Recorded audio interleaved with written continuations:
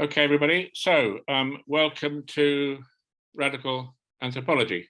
This evening we have Ian Watts, and I want to say a little bit about Ian. Ian is the archaeologist who was part of a team in Southern Africa, and the results were published in 2002, part of a team that discovered the world's first art. Tonight's talk is called An Ideology of Blood at the Root of Symbolic Culture, African Hunter-Gatherer Perspectives. What I'm going to be doing is in the introduction, I'm going to be talking about the archaeological record and the problem it's posed and has done for the last 30 years, ever since we've known about our African speciation, originally said to be 200,000 years ago. Now the dates have changed a bit, but not much. And the supposed discrepancy between that and early evidence for symbolic culture. And basically, I'll be arguing that the archaeologists have stuck their heads in the sand and refused to confront the most significant line of data available. And in response to that, you know, I'll address the archaeology in the introduction, but the main body of the talk is going to be about hunter-gatherers and their use of ritual use of red substances. So I'll just get straight into it.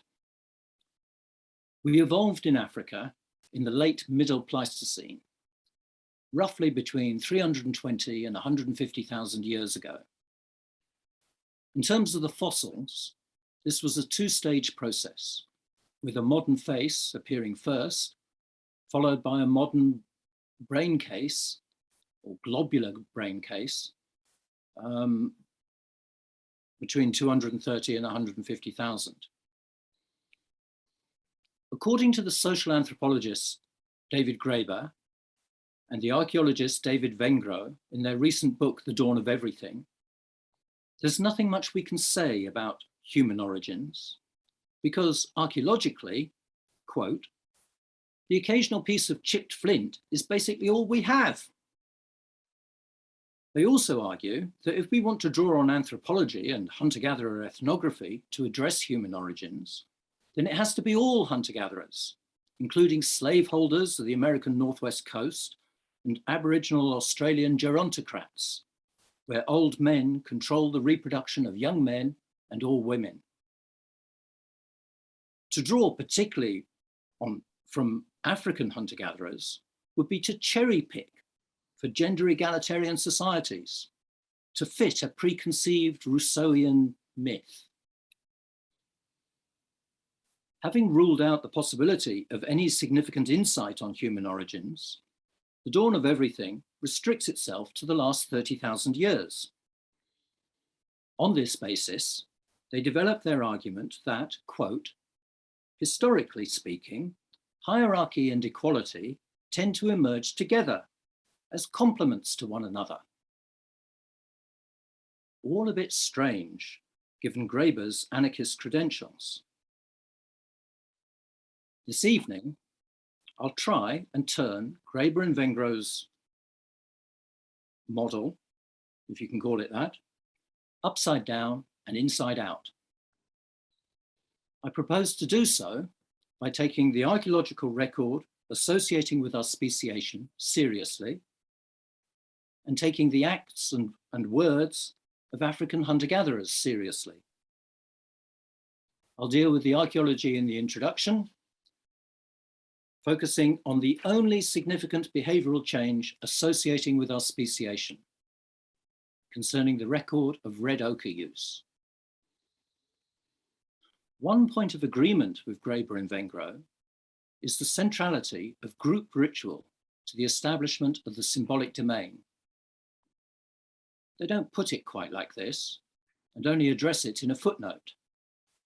But the point here is that most thoughtful archaeologists accept that early pigment use probably concerned group ritual. On this basis, the body of my talk will be summarizing the ethnographic record of African hunter-gatherer ritual uses of red substances. and the discussion will draw out the implications. For 35 years, as far as modern human origins is concerned, paleoanthropology has been bewitched with a supposed discrepancy between modern bodies and modern minds.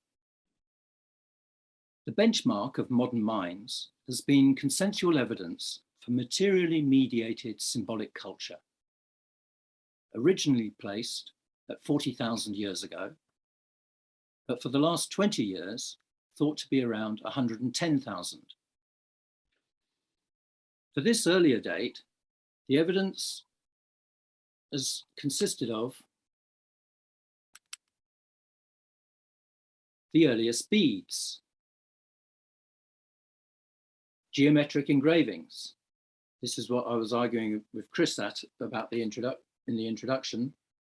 It wasn't just the crayons, this was the earliest design found in the world, dated at about 74,000 from Blombos Cave in South Africa. But it wasn't just that, it was also the earliest burials with grave goods. This is from Israel, an adolescent male clasping a deer's antler with red ochre in the grave fill at about 90,000. And the earliest paint palettes, abalone shells with red ochre paint in them, again from Blombos, dated at around 100,000. Although scarcely commented upon, the only trait shared among these diverse finds is their association with red ochre as a residue on the beads, the substrate of the engravings, in the burials, and the paint in the paint palettes. Two recent developments suggest that the supposed discrepancy between modern bodies and modern minds is about to collapse. The first concerns new findings from Morocco, published last September, showing that the earliest beads, again with ochre residues, no longer date to 110, but to 142,000 years ago, very shortly after the suspected end of speciation. The implication would be that the behavioral adaptations permitting the stabilization of symbolic culture occurred during our speciation. The second, more significant development is a paper due out next month in the Journal of World Prehistory by Rimtautas Dapšaukas, Andrew Kandel and colleagues, which will show a pronounced increase in red ochre use towards the end of our speciation. We, that is Chris Knight, Camilla Power and myself, predicted precisely this over a quarter of a century ago, long before it was possible to test such a prediction. Let's step back a bit. Before the earliest beads, red ochre and its allied forms, hematite and glittery speculite, are the only repeatedly encountered category of data directly bearing on signal evolution in genus Homo.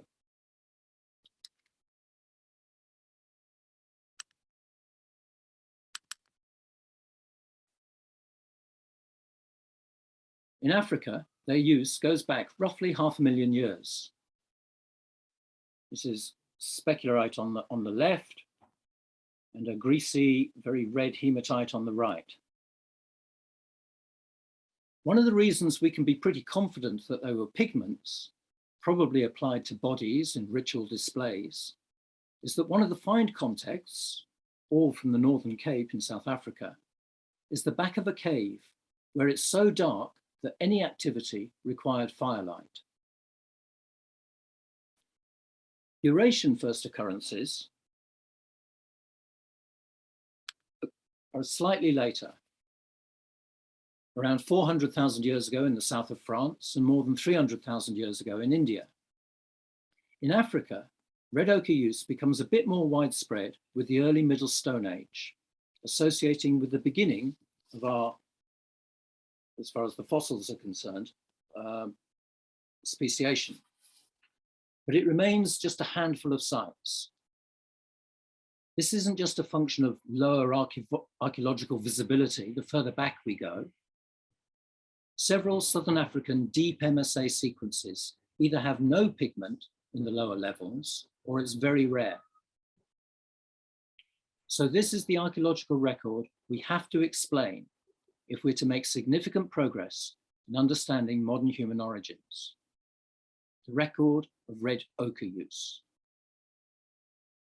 Now, it will come as no surprise to anyone here that we arrived at this particular temporal prediction of the Earth pigment record. It was one of several, on the basis of the Female Cosmetic Coalition's model of the evolution of symbolic culture. I'm not going to go into this tonight, except to say that an emergent property of the model was an ideology of blood at the root of symbolic culture, linking through metaphor, opposition, and reversal, women's blood with the blood of the hunt. There was nothing particularly original about this, building on one of the longest running debates in the history of social anthropological thought, a debate that has always centered on menstrual blood. That a time-resistant syntax to the creation of ritual power might operate across diverse societies was implicit from the outset, with James Fraser's finding that the ritually constructed power of divine kings was identical to that of monarchical girls.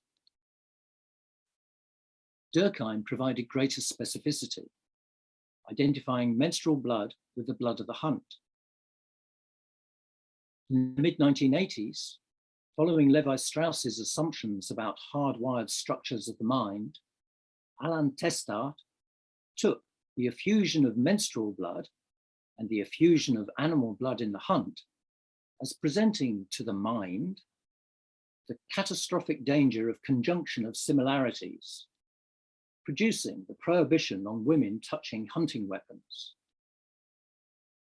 What distinguished the Female Cosmetics Coalition model was that whereas earlier researchers had appealed to psychology as the causal mechanism, this model was grounded in evolutionary theory.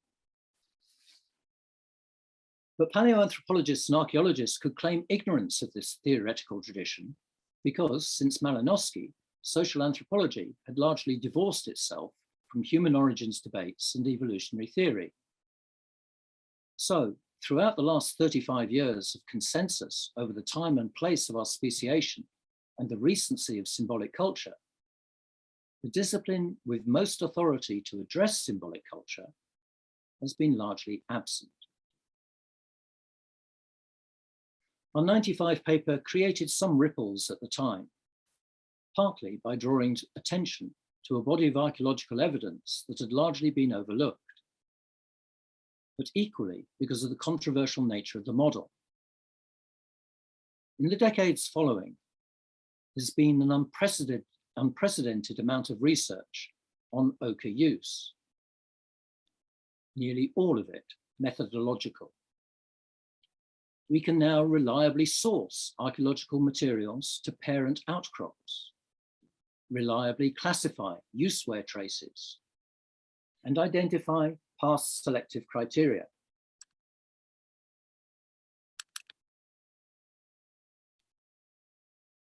Demonstrating preferential use of the reddest and most saturated materials. This is from my work at Blombos, showing, and on the x-axis, we've got increasing redness, and on the y-axis, proportions utilized. And similarly, we can show the same pattern with more intensive use of the reddest and most saturated materials. Down at this end, intensively ground compared to unutilized. Considerable effort has also gone into experimental studies to evaluate various non-pigment hypotheses as a hide preservative, sunblock, mosquito repellent, as a functional ingredient in hafting mastics. But this hasn't contributed anything to our understanding of the record associating with our speciation and for tens of millennia afterwards. On the interpretative front, as noted at the beginning, some archaeologists, such as Arela Hovers, Stephen Kuhn, and even Stephen Mython, agree that the most likely arena of early use was group ritual. But nobody's been prepared to go beyond this, even to ask such basic questions as whether redundancy in the medium of the message, invariably red, might have any bearing on the content of the message. Or what do African hunter-gatherers do ritually with red pigments?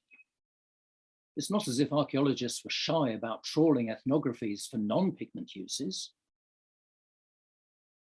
It seems as if our 95 paper and continued advocacy of the Female Cosmetic Coalitions model has had the opposite to the intended effect. Instead of provoking research to try and refute the model, archaeologists have stuck their heads in the sand and hoped it would just go away. Just maybe, the Dapschaukus and Kandel paper will stir things up again. Taking a different tack to trying to understand the only distinctive behavioral trait associating with our speciation, I turn now to the potential relevance of African hunter-gatherers. Assuming that early ochre use implicates ritual performance, how do they use red substances in ritual? And what, if anything, do they say about these practices or encompassing beliefs? Genetics indicate that African hunter-gatherer populations contain deeply diverged lineages, both among themselves and in relation to populations of farmers and pastoralists. The internal differentiation correlates with geography, with three main foci: Southern Africa, forested Central Africa, and Eastern Africa. Estimated dates of divergence should be taken with a pinch of salt, but the youngest of these major splits are tentatively placed 30 to 40,000 years ago. The earliest in the early late Pleistocene, between 70 and 110,000 years ago. Before this, according to a recent review paper by Ragsdale and colleagues, there may have been two or more weakly differentiated stem populations connected by gene flow. If these tentative reconstructions of past demographic history are even vaguely correct, they'd suggest that any shared structures of ritual and belief are likely to have arisen through ancient shared ancestry, or at least a shared template as to how ritual power was constructed at origin. In either case, taking us back to the Middle Stone Age. I'll be focusing on the most intensively researched groups in the Congo Basin and the Kalahari. Unfortunately, I won't have time to say anything about the Hadzabe in East Africa. In this context, unlike an archaeologist, I don't have to restrict myself to ochre use, but can include red plant pigments and ritual use of blood, which is just as well as, owing to surface geology, ochre outcrops are quite rare in both the Kalahari and the Congo basins. While evolutionary theory focuses on group ritual, within symbolic culture, smaller scale ritual performatives can be included. And what follows, I've tried to leave out the citations just to make it flow more quickly. So I'll start with forest hunter-gatherers. Geneticists place the divergence between them and their Southern African counterparts between 70 and 110,000. Within the forest, the deepest division is between groups in the western and eastern parts of the Congo at around 44,000 years ago. The most well-known eastern groups are the Mbuti and Ifi. In the western basin, the two main groups are Baka and Aka, who linguistically diverged very recently. The Mbengeli are an Aka subgroup. These Western groups are collectively known as Bayaka.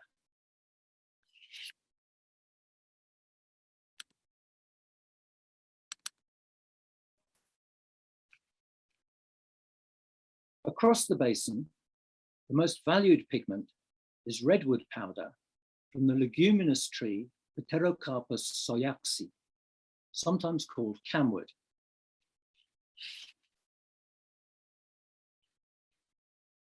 When the bark is wounded, a red sap oozes out, highly astringent and tannin-rich. The Baka consider this invigorating, and several accounts specify the sap or bark as the parts used. The tree's essential oils have antibacterial and antifungal properties, no doubt contributing to its various medicinal uses.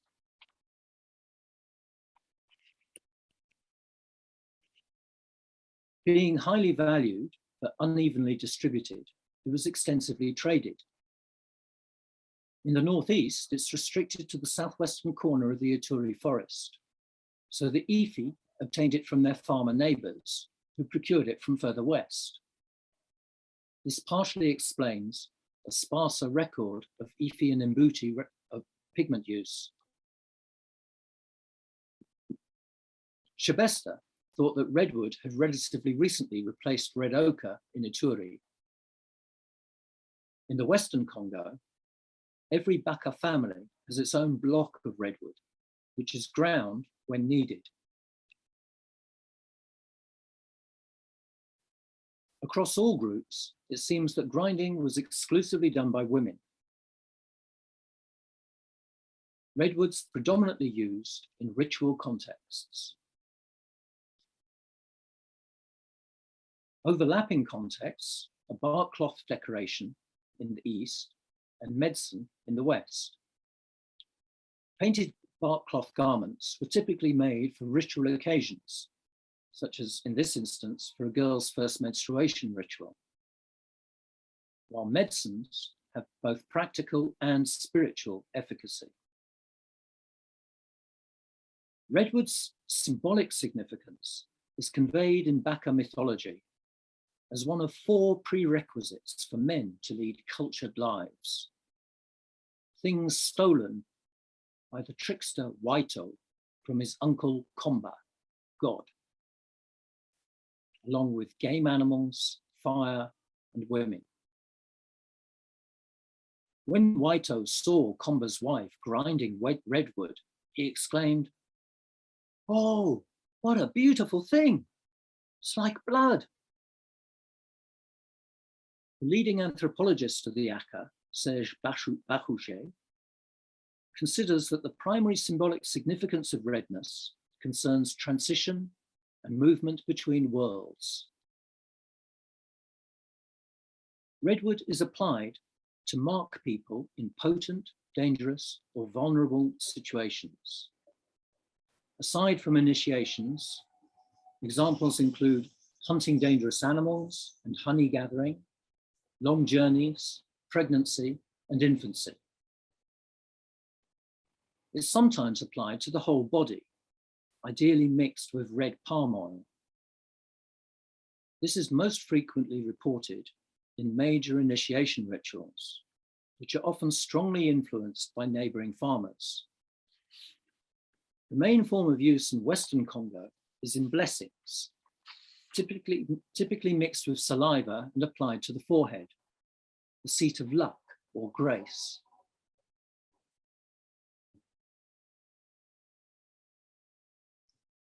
Grace is largely down to personal responsibility, looking after one's akila in Mbengeli thought, with equivalent concepts in other groups throughout the forest. Jerome Lewis has shown that akila is broadly concerned with men's and women's joint responsibility for successful reproduction and production.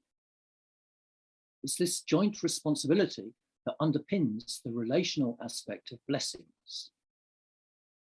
According to Robert Brisson, luck is given by Komba or by women, with saliva, nguso, which is a blessing. This saliva, mixed with red mahogany powder, ngili, represents blood, nje. Ngili is the blood of God, komba.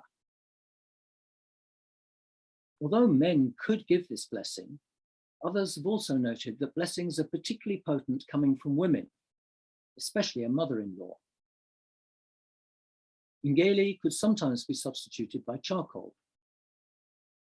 With Ngeli iconic of blood, Brisson considered the construct blood to symbolize solidarity, sharing, and the prohibition of incest. He also saw it as providing the link between people to maintain peace, between people and komba, between people and their ancestors. More explicit is Jerome's claim that a shared feature of forest hunter-gatherer cosmologies is a symbolism of blood, underpinning the sexual division of labor. This was largely based on his finding that menstruation was the ultimate mnemonic for learning about Aquila. For the broader claim, he cited other studies addressing conceptual equivalence to Aquila. Asking why some men rubbed a red line into their foreheads before setting out to hunt or gather honey, he was told it was because the man's mother or wife had become pregnant. Once this was known, the husband would make some small cuts on the woman's belly and rub the blood into balls of redwood paste for himself and for any of her sons old enough to hunt. For the duration of the pregnancy, it was applied whenever a man undertook a potentially dangerous activity. The reason given was that the woman's husband had cut her moon, ending her menstrual cycling, so that she no longer left blood-soaked bark wads in the forest. This upset certain forest spirits called Edio. Lewis's informant only spoke of them out of earshot of others. They are much attached to blood. That's why a menstruating woman leaves her Aquila blood in the forest. These spirits eat that blood and like it more than other blood. When her man cuts her moon, those spirits miss many meals. They get furious and very jealous of men when they realize. They're appeased by the smell of the woman's blood on the forehead carried by the wind, together with the subsequent sacrifice of portions of any kill, thrown into the undergrowth with the words, "Take it," or "That's yours." Jerome tells me that while Edio spirits are part of farmer cosmology, they're incorporated into a set of minimally discussed Bayaka blood-eating spirits. Menstruation as the mnemonic for Aquila was conveyed by another account, invoking another concept, mobeku, which means ritual danger. Aquila is the same as mobeku. That's the name of the medicine Komba sent women when women put in the moon, menstruate. The business of Aquila was first with them. It's all about children. Women's biggest husband is the moon. So, a menstruating woman is Aquila and must share her menstrual blood, also Aquila, with spirits so that her male relatives continue to find food. Jerome didn't explore the wider Bayaka record for correspondences with the specifics of his Mbangeli findings. In her autobiography, the Baka woman, Pauli, remarked, "There are two things that spoil the life of people in the forest: the bad omen of death and the beginning of pregnancy." Regarding pregnancy, she didn't know why this was, but suspected. didn't God create men and animals in the same way? And that the blood of men and animals is the same? While the animals are being hunted in the forest there, and the embryo is being formed here at home, the woman brings bad luck. I should say there's a widespread belief that the cessation of menstruation with pregnancy, menstrual blood is tied up in fetal development. The implication is that there's a symbolic antithesis between men shedding blood in hunting and this tying of women's blood in reproduction. To ritually mitigate this, according to Poli, quote, the newly pregnant woman takes a blade and makes incisions above her navel, puts in mahogany powder mixed with her saliva, and then anoints all the men and women in the camp to give them luck finding food. Kathleen Higgins was given a variant procedure. He ties a certain leaf packet to his leg while his wife intones, "Find honey, kill an elephant." She then spits into a leaf packet of ngili to convey her blessing. And the husband smears this vertically down his forehead and on his forearm, which will carry the spear his wife hands him. Hunters unrelated to the pregnant woman might ask her for a similar blessing before setting out. A death disrupts hunting luck in the same way. The remedial blessing, 2 days after the burial, only requires redwood, but it has to come from blood kin of the deceased, ideally the father's sister or the daughter of the deceased, failing which the mother's brother. As before, the blessing is applied to the forehead and the hunter's right hand, but also in this case to his spear. Following his successful return a couple of days later, the blessing is repeated, but now incorporating anyone in the camp and their tools or weapons. Before an Aka big game hunt, medicine from the dried placenta of twins may be rubbed into cuts on the spear throwing hand. An Efi bow hunter might ask his wife to make various cuts on his skin, including between the eyes and between the thumb and forefinger of the right hand where the arrow rests. Into these bleeding incisions, she rubbed her saliva mixed with plant ash to attract forest pigs. Hunting not involving piercing weapons has an attenuated form of this symbolic logic, with several accounts of the blessing of hunting nets with redwood paste. In Aturi, a black paste was used instead, possibly because redwood was scarce. With persistent hunting failure or hunting dangerous prey, women's ritual involvement increases. If a hunter who's been unlucky hears his wife, mother, or father's sister speak about him, he may ask for an ngili blessing from them. Leonard adds, she may also give a prayer, but if she does so, she may or may not address it to Komba or the spirits. Her words alone have the power to bless. If Aka hunting has been unsuccessful, a Babanda net hunt is organized, requiring women's enthusiastic participation and ritual preparations that include applying red and black powders to the women's foreheads, faces, and hair. But the most important form of women's ritual labor in hunting is the widely distributed Yeli association, joined through collective initiation, where existing members and novitiates have medicine applied to bleeding incisions on their throats, and black, white, and red pigments are applied to bodies and the sacred pot.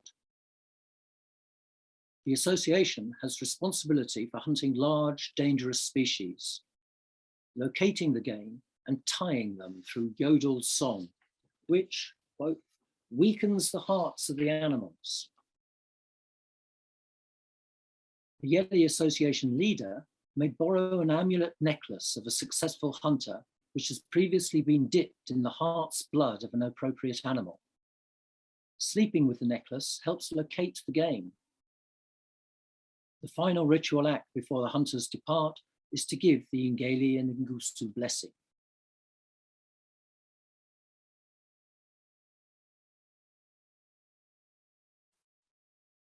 The scarcely discussed blood-eating spirits are distinguished from masked spirits who are enticed with song. But there is overlap.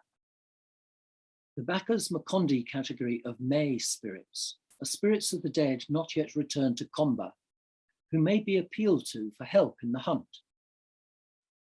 If successful, the hunter, quote,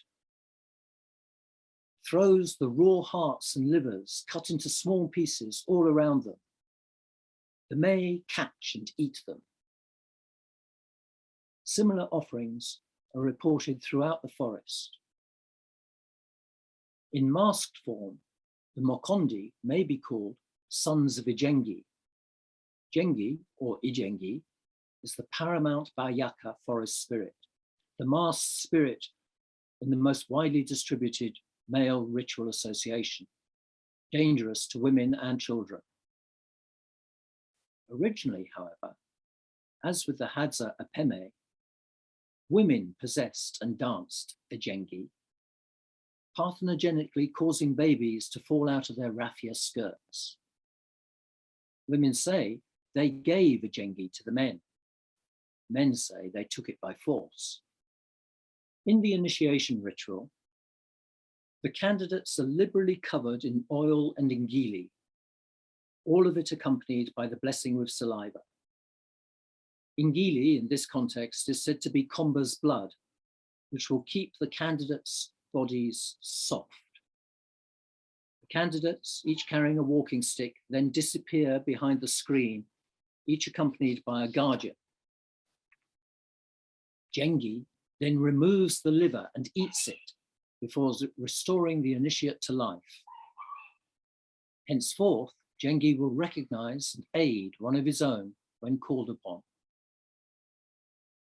Meanwhile, the guardians emerge bearing their novitiate stick, the tip covered in blood or a piece of liver. The female relative takes it.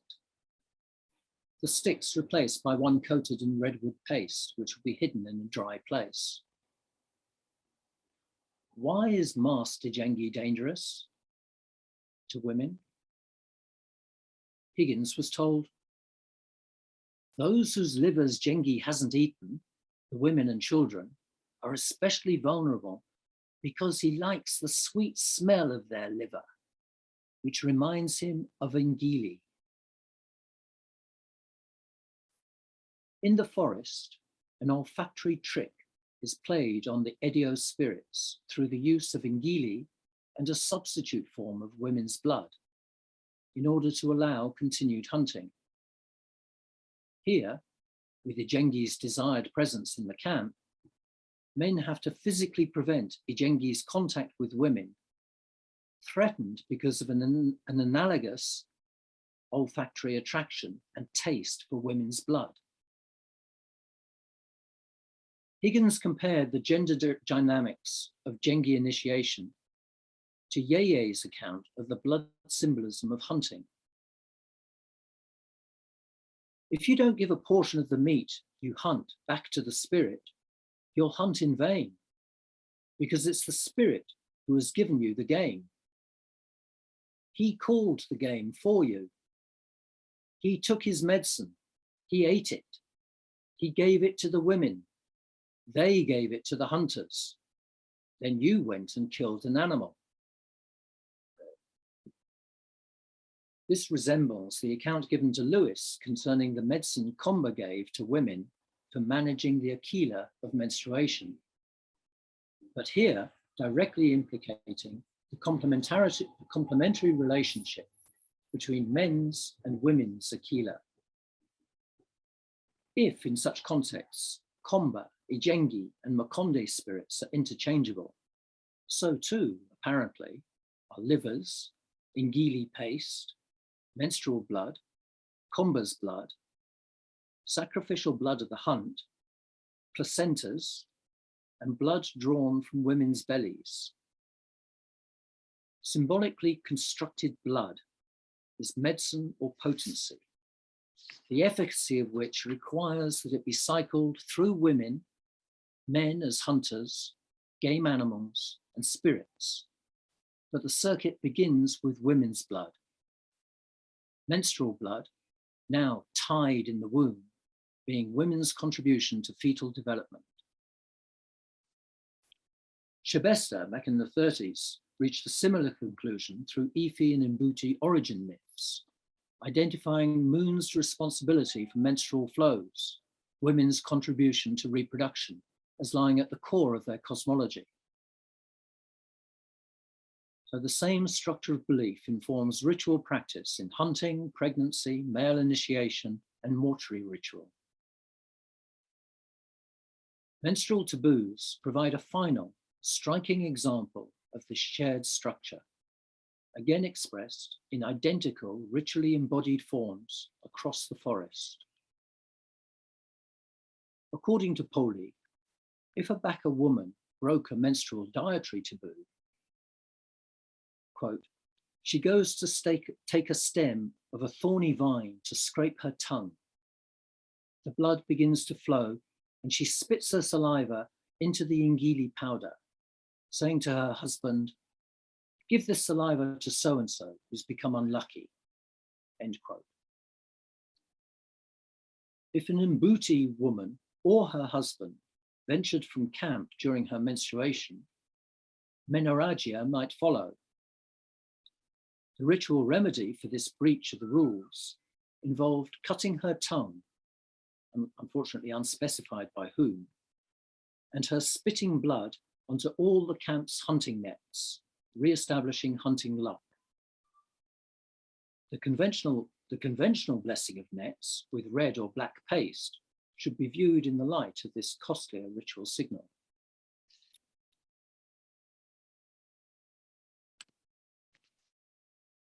To sum up, menstruation, pregnancy, birth, and death are all brute facts of nature, but they're symbolically brought together through fairly invariant, blood-coded, embodied ritual forms, typically constructed as relational to hunting, or hunting outcome.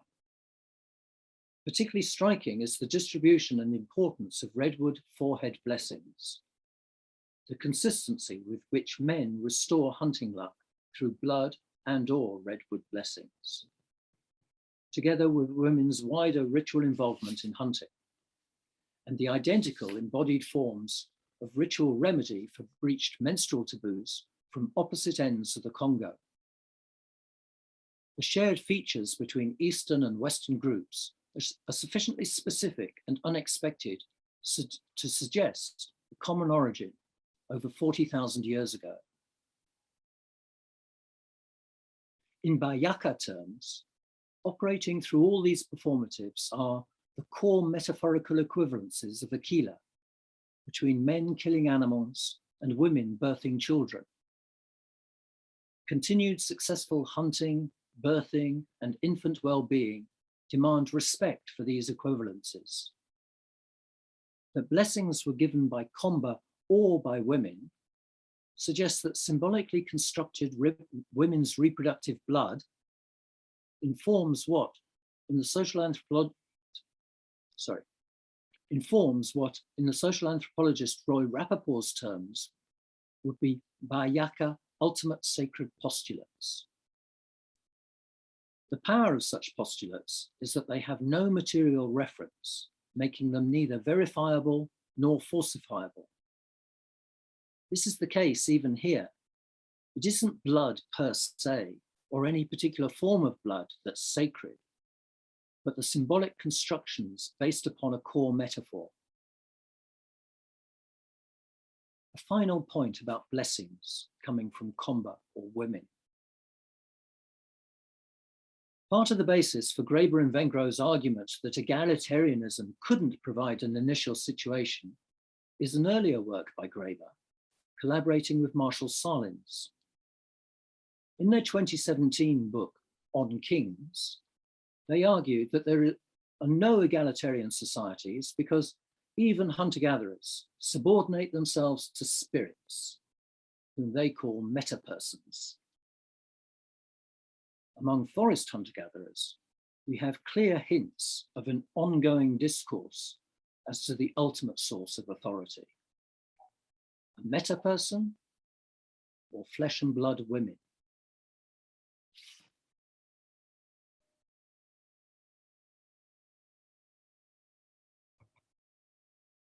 I'll turn now to Southern African hunter-gatherers. The oldest mitochondrial DNA lineages specific to Homo sapiens are best represented among Southern African hunter-gatherers. The temporal depth of major divergences among these populations, which represent 3 different language families, remains unresolved, but appear to be minimally 30,000 years.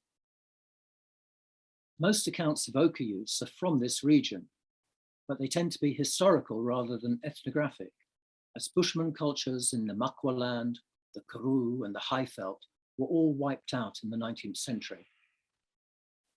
Ethnographic work has been restricted to groups in the Kalahari, where several early accounts say that ochre was exotic, not from beyond the basin, but nevertheless great distances. Redwood pigments again predominate, primarily another species of Pterocarpus, found in northeastern Namibia and northern Botswana, followed by a species of acacia.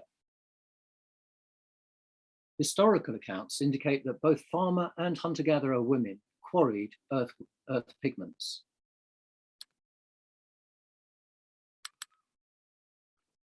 And, as with forest hunter-gatherers, women ground or pounded them, whether it was ochre or redwood. Redness served as a metaphor of well-being, and hence widespread practices of social incorporation through anointment with red pigment. In Juhuasi mythic stories, as told to Megan Beasley, the sound of the pounding of redwood signals the arrival of someone to be welcomed, a newborn, a relative returned from prolonged absence, an initiate, or someone magically resurrected. Some accounts mention red pigments in marriage ceremonies, but in common with immediate return hunter-gatherers more generally, these aren't significant occasions. There are also accounts of their use in mortuary ritual and association through much of the Southern African later Stone Age, but first appearing, as noted in the introduction, in some of the earliest Homo sapiens burials. Redness facilitating movement between worlds seems to be an ancient symbolic trope. In the semi-arid conditions of the region, rain was the most culturally specific nexus of red symbolism. As argued by Camilla Power and myself over 20 years ago, the association of redness with rain can be attributed to a cosmology linking the highly seasonal rainfall with the blood flow of women and of the great antelopes. The Juhuan used to have rain horns filled with redwood powder and powdered fragments of natural glass, where lightning strikes had fused the sand. If someone died during a drought, strewing the horn's contents over the grave could attract the rain, while a facial design with the paste offered protection from lightning. I'm going to skip over this section addressing healing, apart from at the very end. In the 1980s, the last descendants of southeastern San recalled that a girl entranced an eland by pointing at it with a medicated arrow so that it could be driven back to camp, where it would be killed, and its blood was used for medicines and as an ingredient in artists' paint. A Sotho man who'd painted with San artists in the late 19th century reported that the paint was made under a full moon by a postmenopausal woman who roasted glittery hematite, mixing the ground powder with fresh eland blood.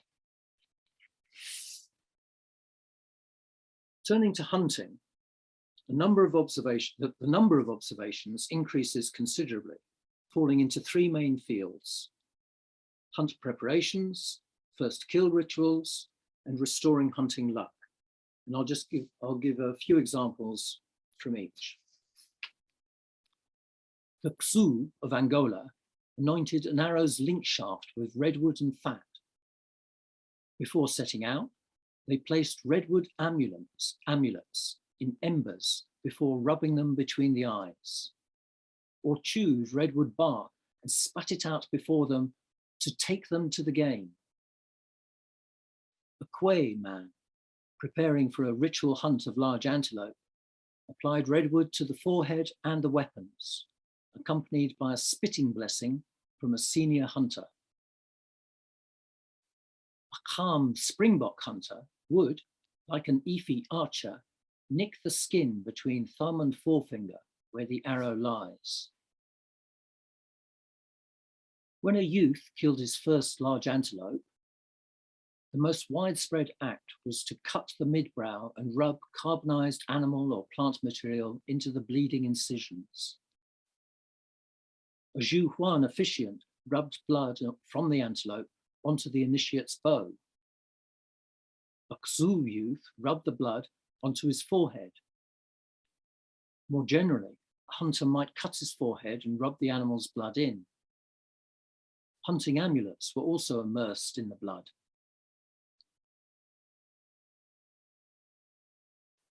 Restoration of hunting luck also typically involved rubbing medicine into bleeding brow incisions.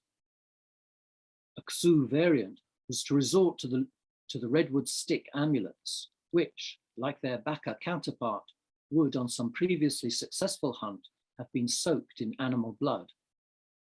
Scraping the ends of the sticks, they'd rub the shavings between the eyes. Although a hunter could perform such rites or ask a senior hunter to do so, it was often done by women. A Zhu Huan man recalled, he took something called nang ham, which is Pterocarpus redwood, and his wife made marks on his forehead and put the nang ham on. Similar practices were reported among the Naro and the Xu. A Xu woman cut her wrist and rubbed the blood on his face. The Gui wife, having made the bloody incisions between the eyes, applied fat and a sweet-smelling herbal medicine, accompanied by a verbal blessing that captures the relationship and echoes Baka comments on Yeli rituals. You find animals every day, but you can't shoot them. I'll make the animals' hearts sleep. I'll make their eyes close.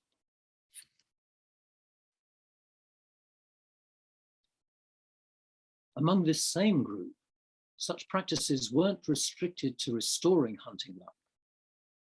In this case, a hunter who, by killing a large antelope, had finally broken a long run of lack of success, asked his wife to make the forehead incisions to ensure continued success. Following a death, calm hunters expected to lose their luck, so women sucked the men's blood from cuts to the shoulders, made with an arrowhead, mixed the blood with aromatic buku and burnt it, quote, for they want the springbok to lie down for us, end quote. However, the ritual context where red pigments, as distinct from blood, was most consistently reported across Southern Africa was monarchical ritual. The clearest emic statement about an ideology of blood was in this context. These rituals were almost exclusively a women's affair, but Kuntabu, a Zhu Huan male healer, was introduced an apparently new element, as reported by Bradford and Hilary Keeney. And I'll quote them here.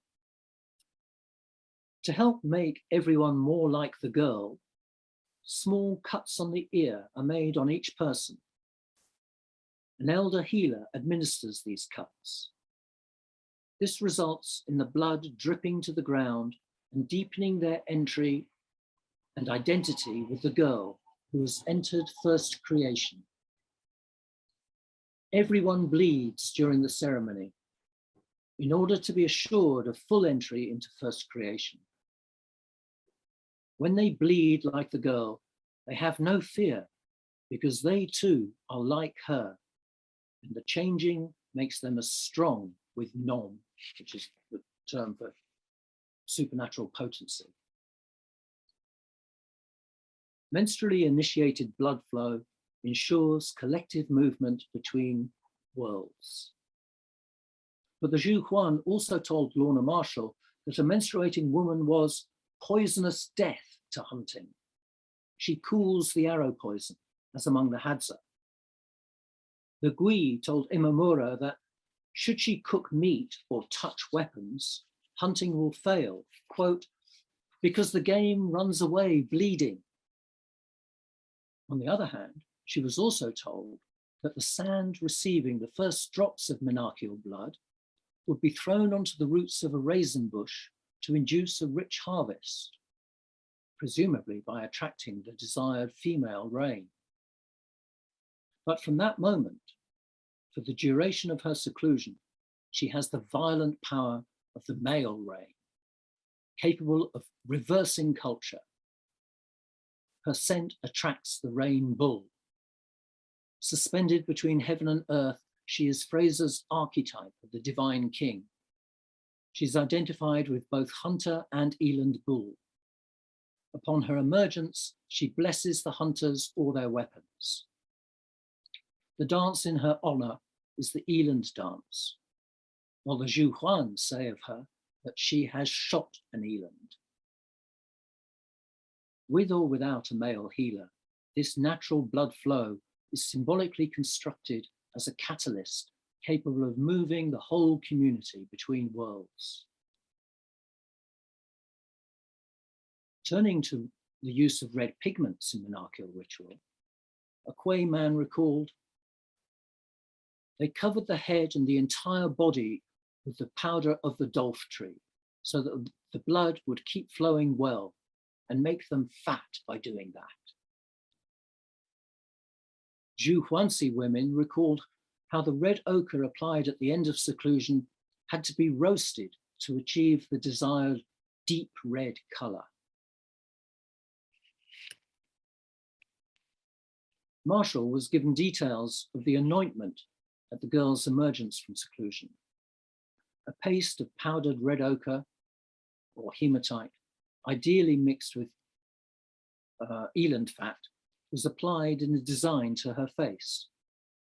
This photo is actually of a child bride, but Marshall was told that the same design was applied in the monarchical rite, which she considered to be the model for the minor marriage ritual.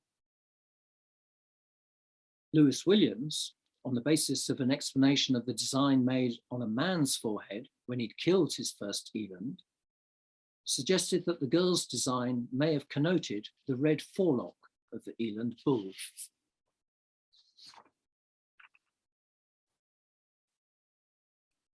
Where the Hemsbock augments or replaces eland in monarchical ritual symbolism, facial decorations were dark. Among the Khomani of the southern Kalahari, the dark, glittery form of hematite known as specularite had been the ideal medium for the new maiden's Hemsbock face mask. The culture had long since collapsed when a documentary filmmaker showed a sample to Una Roy, one of the last speakers of the language. She was thrilled at seeing it again and immediately applied it to her face, commenting, "Die Hemsbock bull sucht die vrouwens." The Hemsbock bull seeks out the women. Upon her emergence, the Zhu Huan new maiden hit the young hunters on the legs with a wand coated in ochre. Quote, so they won't get thin, and if while out hunting a stick pierces them, they'll be well.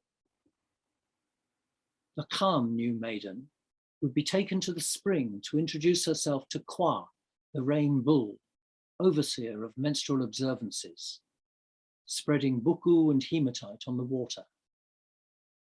On her return to camp, she anointed the young hunters to protect them from lightning whilst out on the veldt, painting hematite stripes on their backs, recalling the Zhu Huan use of the rain horn. Similar blessings of hunters by new maidens included either touching their balls or handling weapons. The Gui girl and her guardian gathered all the bows and arrows of the camp, medicated them, and then shot the arrows one after another, giving them special power. The neighboring Ko new maiden, painted with a hemsbok face mask, shot arrows at a real hemsbok face mask hung at the back of her seclusion hut. Among the supposed universals of hunter-gatherer and wider cultures is a prohibition on women touching hunting weapons. But here, it's a blessing, consistent with the principle of reversal that runs throughout monarchical ritual. Now, before getting to the final discussion and conclusion about the relevance of all this to deep time, a few comparative remarks are in order about shallow time. One historical difference between forest hunter-gatherers and the Hadzabe compared to their southern African counterparts is the length of time they've lived alongside farmers or pastoralists.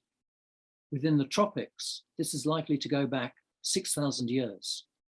In the south, no more than 2,000 years, and considerably less for groups in the southern central Kalahari. This appears to have some correlates. Forest hunter-gatherers in the Hadzabe have elements of a myth of matriarchy, where men claim to have appropriated some ritual power from women. We don't really see this in the south, Kuntabu's version of monarchical ritual notwithstanding. Also in the tropics, they're more likely to have women's collective initiations rather than monarchical rites. In the Hadza case, Camilla's argued that the costly form of Maitako initiation, that's the women's initiation, is a direct response to men's Peme association. It's long been argued that forest hunter-gatherer initiation rituals have been strongly influenced by farmers. It's notable, therefore, that all over body painting tends to associate with these contexts. Hunter-gatherer women might be considered averse to the drudgery of pounding or grinding such huge quantities of ochre or redwood.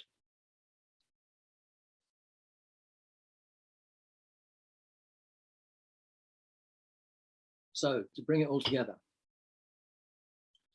working within the framework of symbolic culture, as all social anthropologists do, ritual performance is considered the basic social act.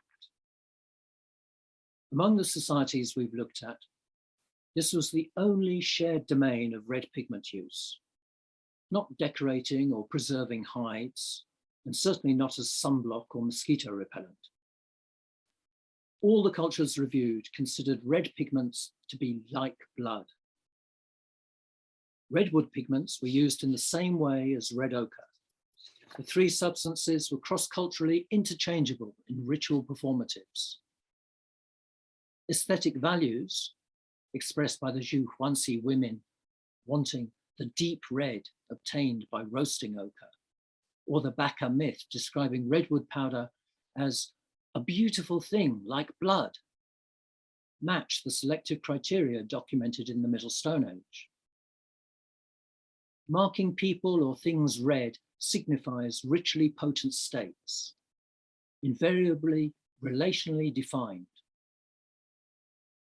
Sociologically, the relations are primarily between women and men, secondarily between parents and infants, the dead and the living, patients and healers.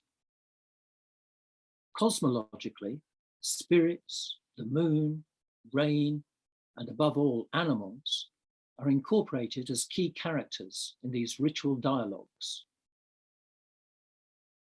The potent or vulnerable conditions occasioning red marking are typically cast in terms of transition or contact between a prosaic world and a virtual world, where social, natural, and cosmic orders are united or reunited, a process reliant on reversal and metaphor. In richly defined contexts, blood or blood substance substitutes are indexical of the here and now state of the people or things bearing them, while simultaneously giving concreteness and specificity to symbolically constituted rules. This is the performative construction of institutional reality.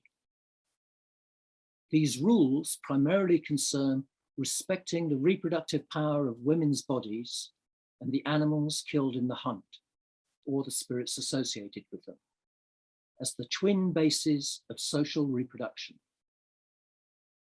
As a public sign of acceptance of these rules, red substances bodily deployed or applied to artifacts are multivocalic. In the words of Roy Rappaport, a union of a concatenated mass of simple significations into a single but complex representation. This much can be treated as a uniform principle generically informing past use of red ochre. The only ritualized context where red substances figure among all the groups considered were initiation and hunting. Marriages, healing, and mortuary rituals may also figure, but are less frequently encountered. This is perfectly consistent with early theorizations of blood symbolism. What was unexpected was the degree of overlap in the ways these substances were used in hunting rituals, particularly in the way women bestow hunting luck. These speak to very ancient forms of body technique and what Bourdieu calls habitus.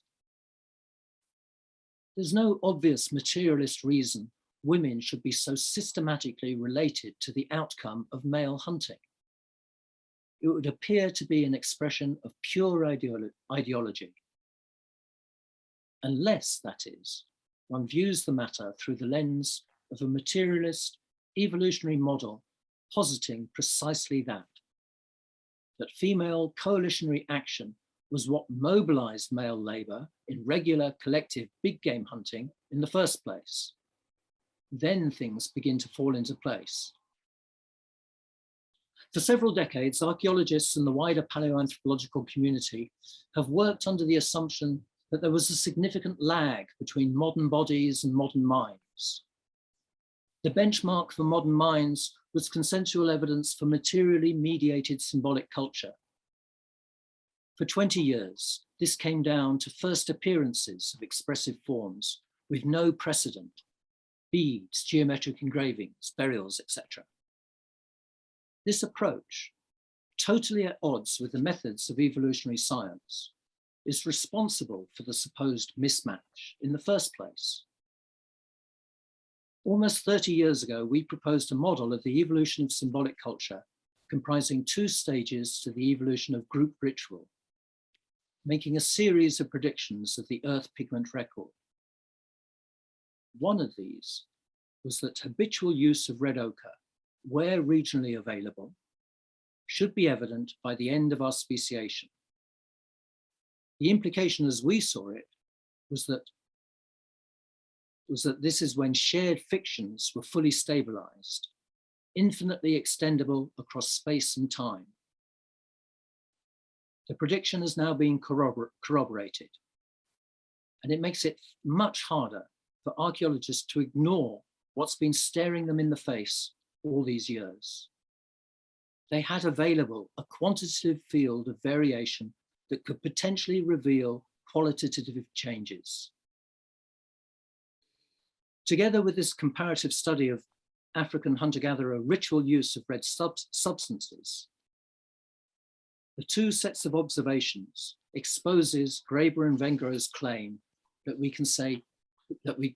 can't say anything interesting about our speciation for what it was: dust in the eyes, serving a polemic purpose, but having no purpose no place in an academic argument, even one directed at the general public. Thanks. Thanks, Ian. Camilla, I think, do you want to take over now? Well, okay, just briefly. Thank you, Ian. That was absolutely staggering and fantastic review. And it is so important to considering the evolutionary context of an archaeological context of the female cosmetic coalition model to really go into this research on the plant pigment aspect of cosmetics amongst African hunter-gatherers as well. Of course, with the Hadza that you didn't say very much about, there's more to do with kind of bloodshed, but it's not just red ochre, evidently is the case. I'm going to ask if there's other people who want questions, and then I'll come back with some comments later. Does anybody else want to come in with some thoughts for Ian? I think he's bludgeoned us into submission. Okay, I'll just say something first. What is quite striking, and as you say, are these blessings, the Ngele type blessings for the Central African forest, and also the blessings that are happening with Kalahari groups, which do seem to have take the form of very frequently wives to husbands. So this does have a sense that that's rather, some people could take that as a antagonistic to our formulation of FCC, which has the collective women's ritual as what mobilizes men's hunting. But you've already kind of partially potentially answered by suggesting the Hadza and Central African groups have had much more farmer contact comparative to Kalahari groups in terms of time depth, maybe, and that would give an idea why Kalahari groups would maintain more of the kind of monarchical context for that transfer of potency with the red pigments. But I'd be a little anxious. It feels a little bit dismissive to particularly the like FM and Mbuti, that farmers have kind of, people could think that we were undermining our own argument if you made the suggestion that farmers had given all the red pigments to the girls' initiation in the Ituri forest. And I doubt that's the case. There's no question that the girls of the Ituri forest are wanting to copy and take and appropriate the lovely ceremonial robes or the dazzling garments, but we ought to be careful not to suggest that they're just copying farmers, because somebody might be devil's advocate against our model.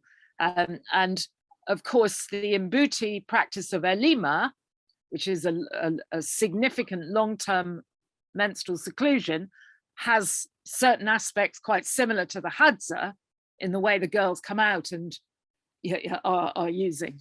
Yeah. But anyway, what do you comment to that? Right.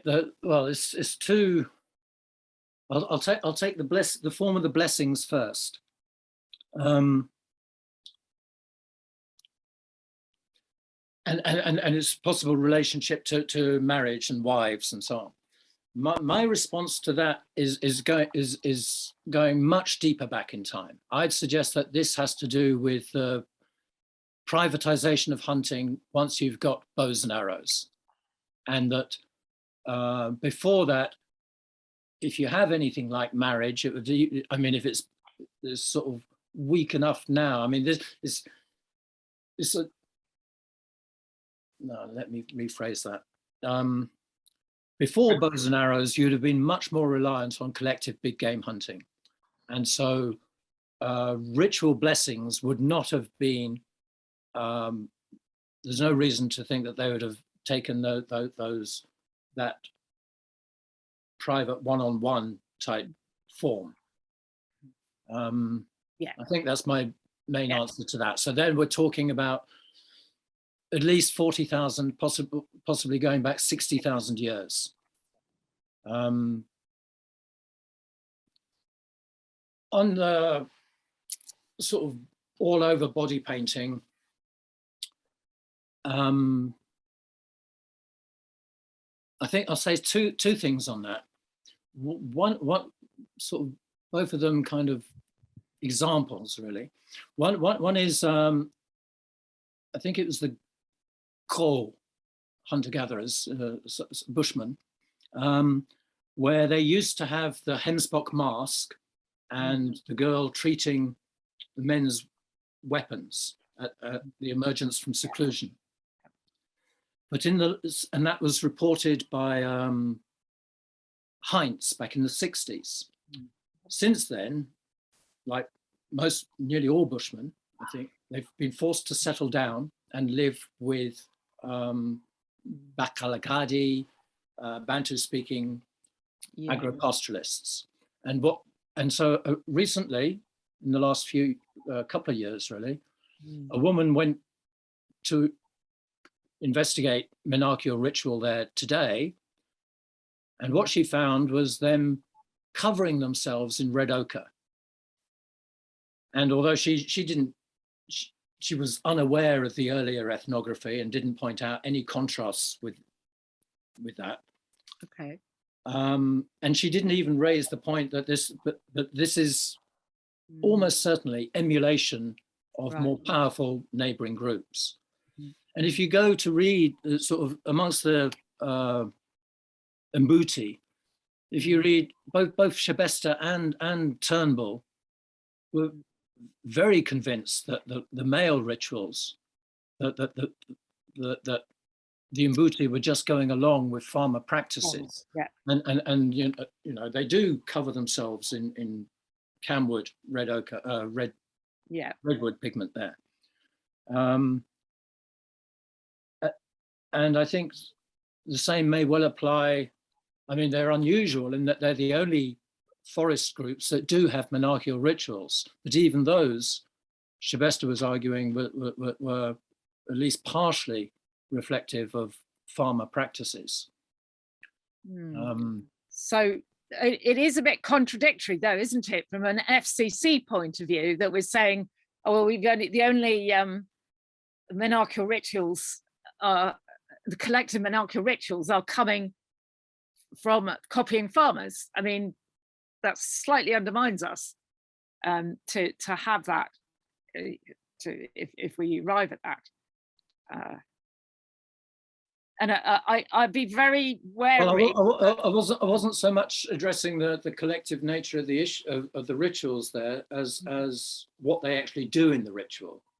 The all over body painting. Yeah. Okay. I think you need to be careful, be cautious that is what it's about, rather than. Otherwise, you might be suggesting that those collective contexts, which of course exist with the Hadza too, would be more,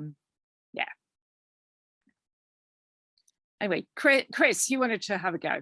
Well, just one small point. I mean, having myself been with the Hadza during Maitako and seeing the extraordinary enthusiasm with which the women would do, I mean, just the most difficult sustained work with tiny little beads, you know, separating the strands from various bits of sack and then threading the beads, and I'm sure you're right, Ian, that all over body painting wouldn't be, you know, typical of hunter-gatherers who are not in contact with farmers, but I certainly wouldn't explain it by sort of saying that women don't want to do all that work, because all that work is not because I mean the joy of such work. I mean, it's just so clear, at least in this particular case with Maitako.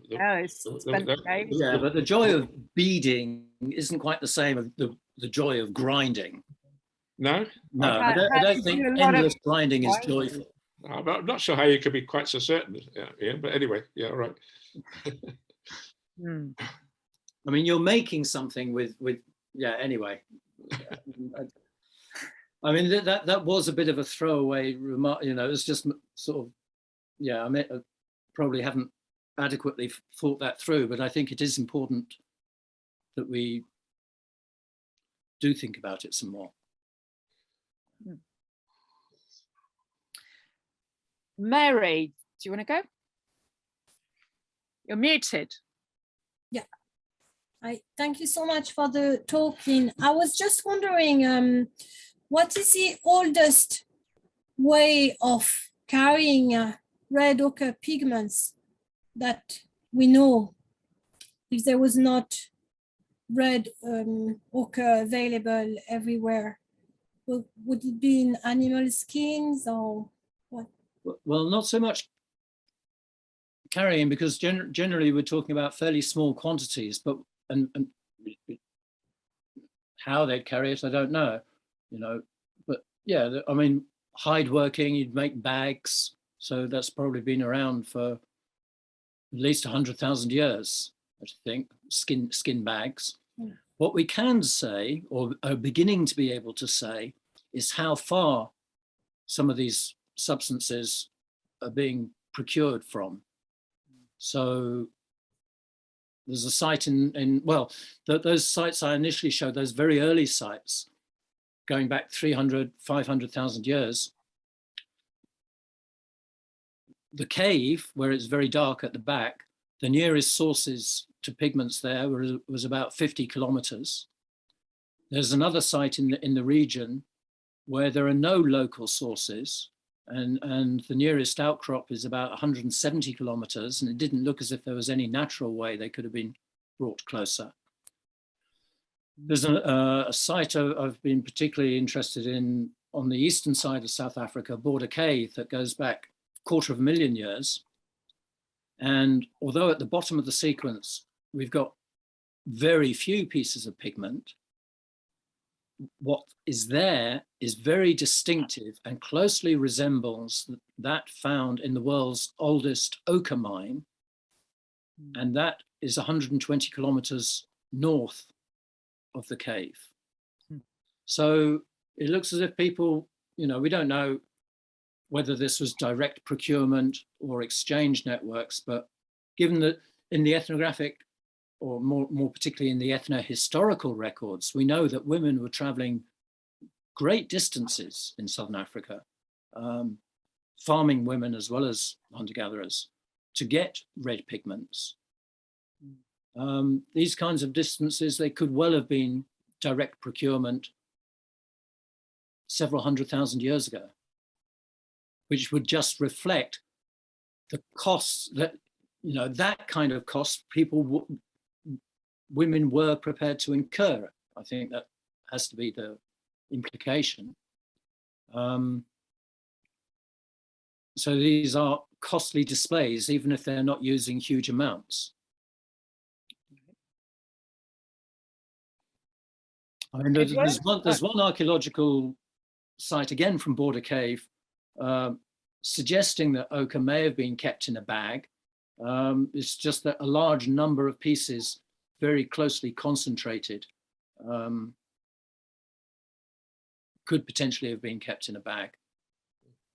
And that's certainly how Bushmen kept it. I mean, men would have ochre in their hunting bags, and women would doubtless keeping their own supplies as well.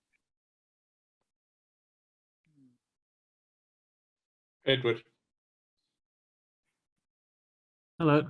I wanted to ask about the crosshatch designs, which is on the Blombos fragment, but also it was on the FA bark cloth designs as well, and of course it's kind of everywhere, and it adds another dimension to this signal. It adds a kind of spatial geometric dimension to that red signal, which adds a rhythm. It adds cyclicity. It's like a crosshatch is it's like a unit of design that has like a limitless kind of, it can be reproduced to create a limitless design that's horizontal. Yeah. And so if ochre is like symbolically constructed blood, is the crosshatch like symbolically constructed cyclicity or symbolically constructed power? Really?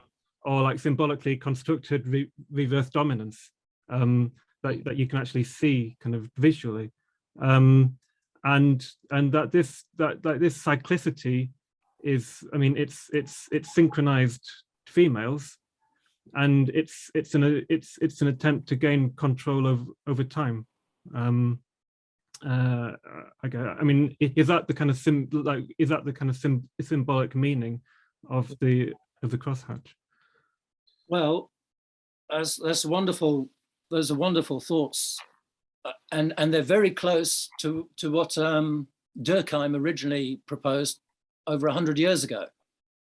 He was saying we shouldn't expect figurative representation in the earliest art works. What he predicted was that it will be abstract representations on the body in red ochre, and that's precisely what the geometric engravings from Southern Africa look as if they're confirming. I mean, although all the attention has been on that most impressive piece, a few years later, we published another paper, which was actually on the whole assemblage of engraved pieces from Blombos, spanning 30,000 years, from 100,000 down to about 70,000 years ago. And there's several other sites that are showing similar patterns. And of course, another way of thinking about it is the if you want to represent interconnectedness, that also works as well. But of course, we can never know what the inside meanings were. That would be the standard response of an archaeologist. Oh, we'll never know what the meaning is. But you can't be as specific as that without being a cultural insider yourself. But we can narrow it down so that what you're saying becomes far more likely. And I think that's what we're beginning to achieve. Great. Is that good? Denise?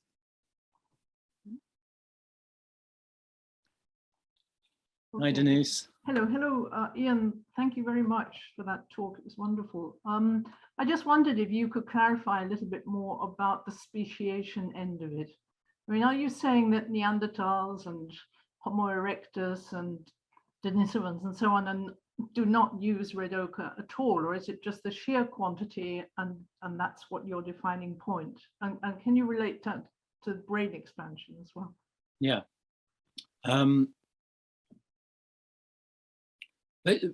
Sort of the story of brain expansion, very crudely, seems to be a stepwise process.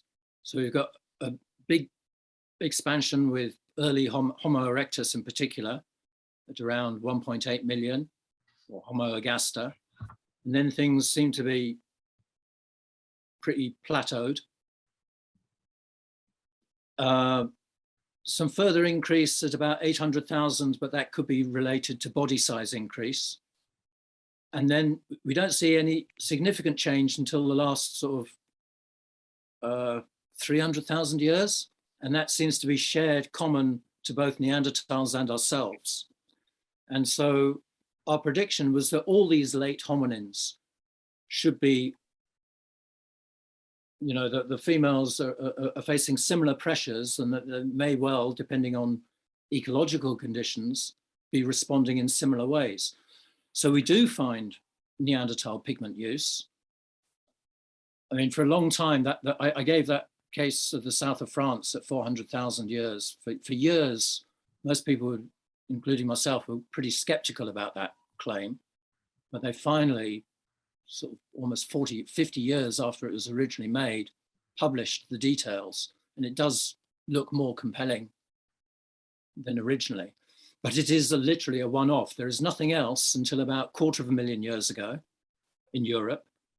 And again, this is sort of populations immediately ancestral to classic Neanderthals.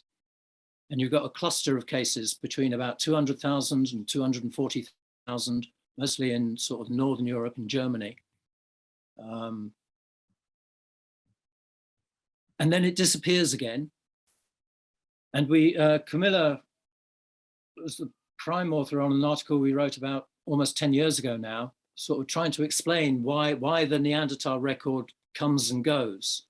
And Camilla would probably be better at sort of summarizing that.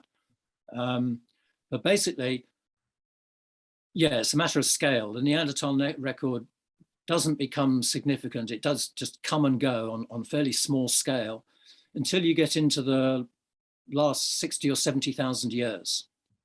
Then things begin to change. And the first thing you notice is that they're using a lot of manganese.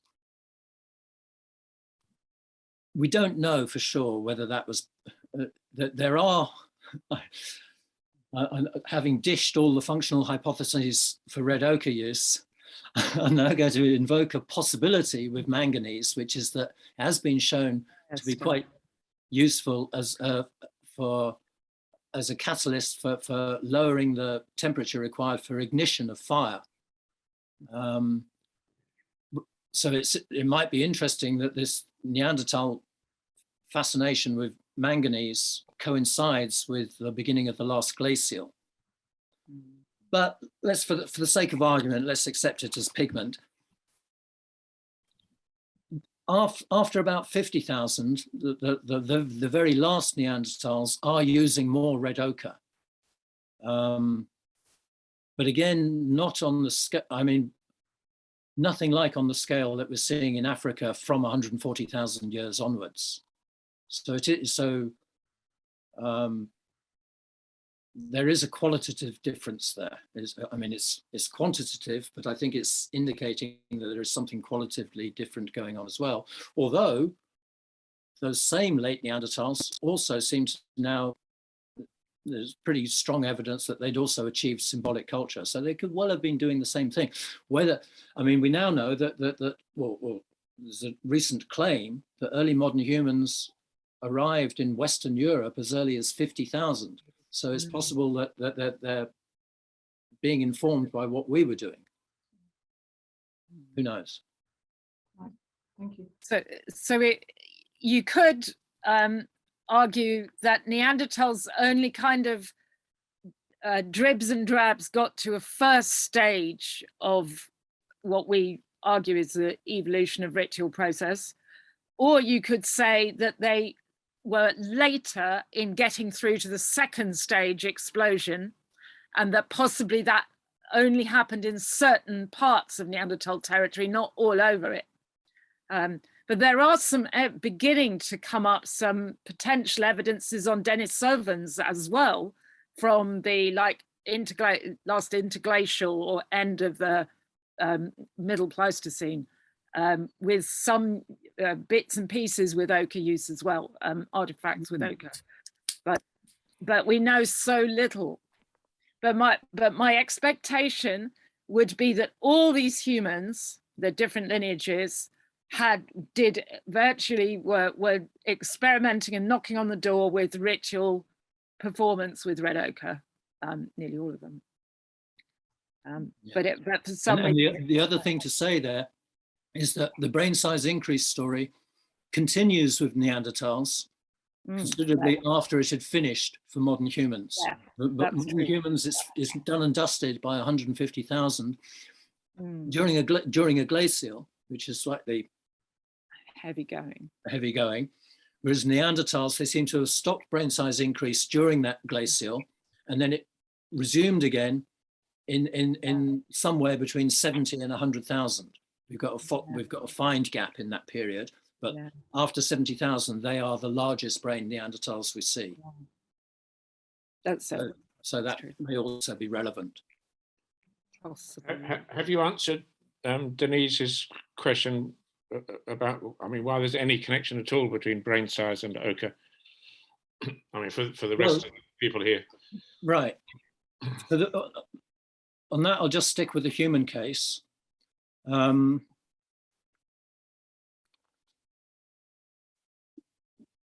Basically, we're dealing with fairly small samples, and so comparing mean values is always a bit Yeah, it's very dodgy. You know, it's just what you've got.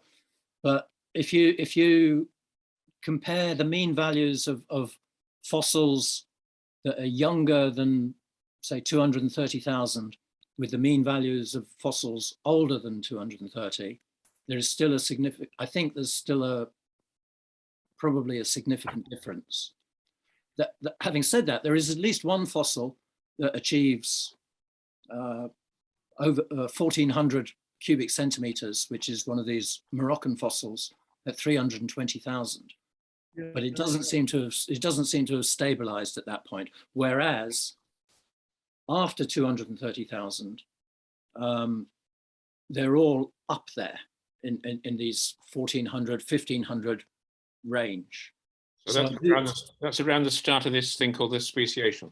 No, it's this is what I was trying to say right at the beginning. The speciation is a two-stage process: a modern face first, and a globular brain case second. And this final increase in brain size, I'm suggesting, associates with that second stage of our speciation. And that therefore that's somewhere between 150 and 230,000. You got that? 230,000 is the earliest case we have of a globular brain case. And thereafter, I think they're all globular.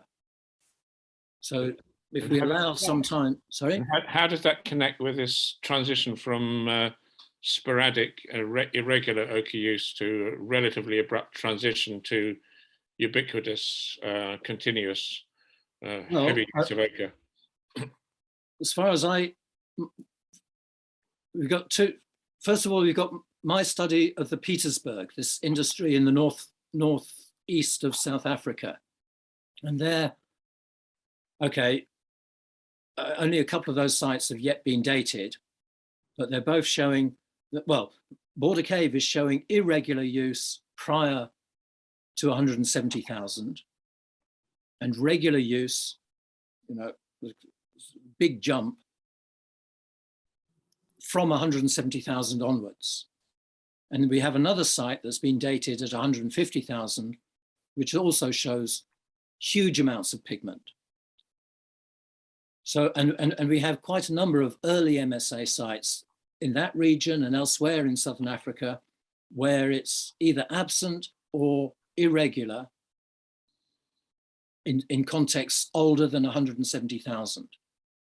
So that's what I was basing my claim about 8 years ago, that it seemed to be at the end of our speciation that we see regular and ubiquitous use. And my understanding of this paper in press is that their conclusion's the same, but they're doing it on a Pan-African scale. Just one more point to clarify. I don't think you are saying this, but just to check, are you saying that we got bigger brains and therefore we're cleverer, and because we were more clever, used more ochre? No. I mean, the whole model is based not on what we're using the larger brains for. It's just the fact that larger brains are very costly, and those costs fall on mothers, and therefore they have to harness more energy or investment from males. It's as simple as that. I just wanted to clarify that because people can get it wrong. Yeah. Thanks. Yeah. Usually, we're gonna. Did you want to say, Chris? Well, there was one other. Well, nothing. Just to say that ever since this thing called the cognitive revolution, everyone's thought that mind, you know, sort of mind over matter. The mind leads the processes, and you know, once you got big brains, all sorts of clever things happen. Just wanted to knock that one on the head. Right. Yeah, it's not that way round. Okay, it's the costs to mothers that drive these strategies. There's one more big question in the chat, which we're probably going to need to make the last one. This is from Mark in the chat. Can you see it, Ian?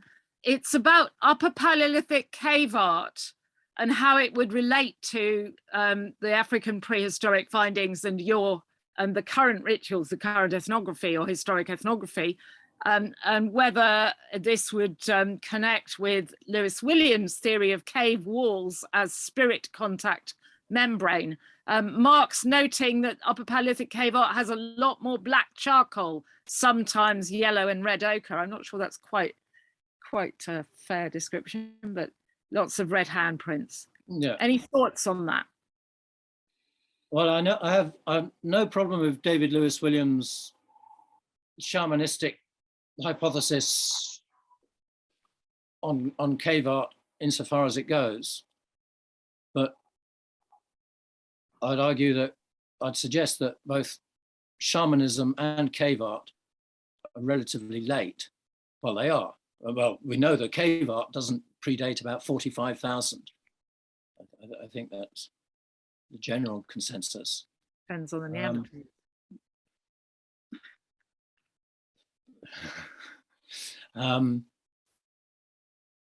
As for the diversification of colors in Africa, we don't really see that until I guess we get the first glimpses of it in industries like the Still Bay and the Howson's Port at about 70 to 80,000. You start seeing first whites and yellows, and some of the first manganese as well. So I think the color palette by that time is certainly diversifying, but it's still overwhelmingly red, and that remains the case throughout prehistory, I think, and in the ethnographic records as well. In the European case, again, I think it's overwhelmingly red, but within the Upper Paleolithic, yeah, you do see a diversification of the color palette, and some indications that late Neanderthals were occasionally used. Well, this industry is that they're not sure. Well, they're increasingly now thinking they're early modern, but where you've got a bit of yellow ochre as well. Lutzian. Yeah. Great. I don't know if that addresses that issue. Yeah. I mean, my problem, because Lewis Williams has always been interested in rock art, but originally he was very close to Chris's position, seeing the centrality of the menarcheal ritual to Bushman cosmology. And although he's gone off on the rock art bent and doesn't see so much evidence for the importance of, he finds shamanism an easier handle to unpick what's going on in rock art, I don't think that we're necessarily in conflict until he gets to the point where we're starting to claim that this is the origins of religion. Then we have a problem. And of course, the case study that the Keenies had with Kuntabo, Keeny was coming out with this extraordinary equivalences between the girls' rituals and the healing rituals, as well as the boys' rituals, as all of the means to get into first creation. And they were all quite entirely equivalent means of doing so. Yeah. Eleanor, one last question or comment, please. Yeah, hi, Anne. Hi.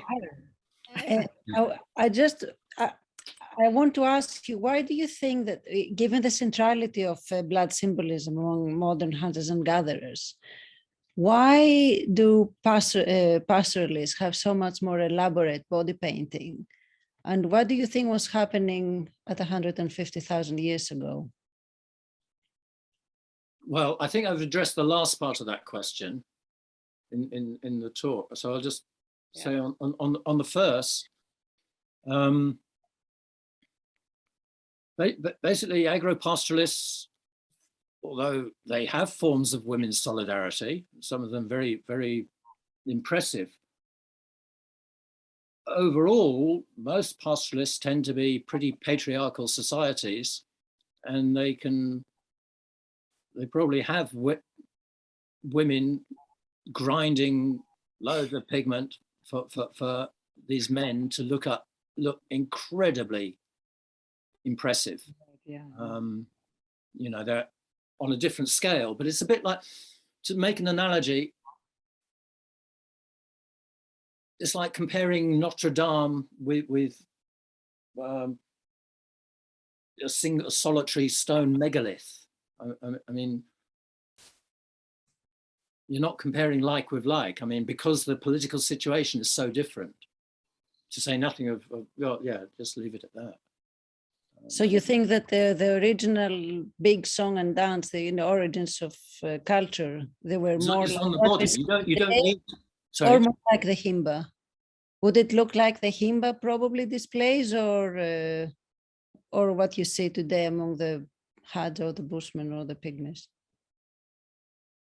I suspect maybe not like the himba, but I don't know. I mean, this is what we were arguing about earlier. How significant is all over body painting?